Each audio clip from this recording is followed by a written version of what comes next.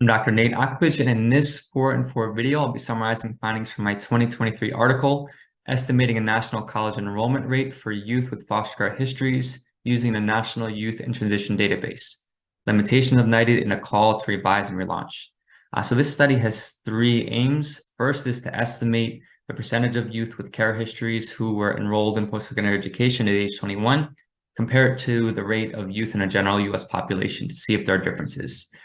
Second is to assess the extent to which NIDed undercounts the true percentage of youth with care histories who enroll in post-secondary education.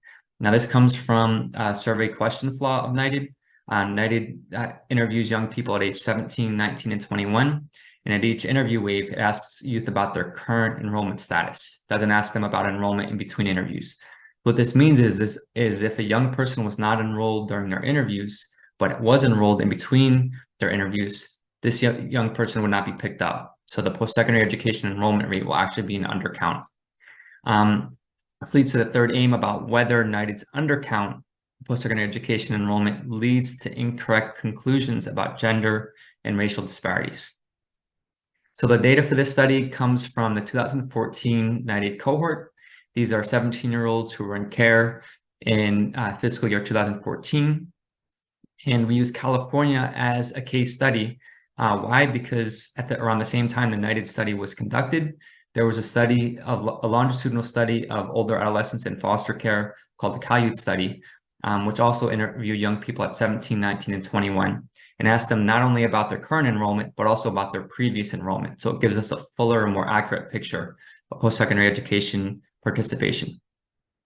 So what we'll do is first, we're going to compute current post-secondary enrollment rate at age 21 of NIDed youth, compared to youth in the general U.S. population, which comes from census data. Second, we're going to compare NIDed's current enrollment rate against CalYouth's current enrollment rate, just to see if they're similar. Then we're going to look at CalYouth's previous and current enrollment rate, which is a fuller picture of PSE participation. Finally, we're going to compare conclusions about gender and racial disparities using NIDed data, which only looks at current enrollment, compared to what CalYouth data finds when we look at both previous and current enrollment. So the main findings, at age 21, we see that 22% of NIDed youth were currently enrolled in post-secondary education, which is about half the percentage of youth in a general population of 20 and 21-year-olds. California, about 29% of youth in NIDed are currently enrolled in post-secondary education, which is similar to what we find in the CalYouth study, about 26%. However, CalYouth indicated that there are an additional 32% of youth who had enrolled in PSE since the last CalYouth interview. So in total, 57% of youth were currently or recently enrolled. So at age 21, NIDed fails to capture more than half of the youth who had enrolled in post-secondary education. It's a big undercount.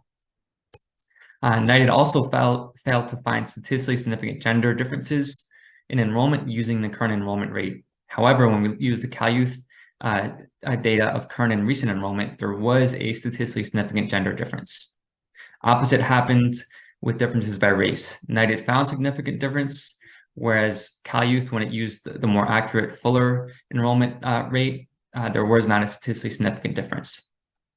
So the implications, this study exposes the major limitation of NIDed education items because it only captures current enrollment.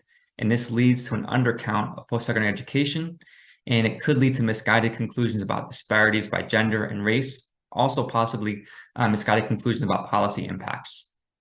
Good news is the problem is fixable, and in the article, I offer simple recommendations for fixing the education questions, but I also call for a broader revision of the NIDed survey.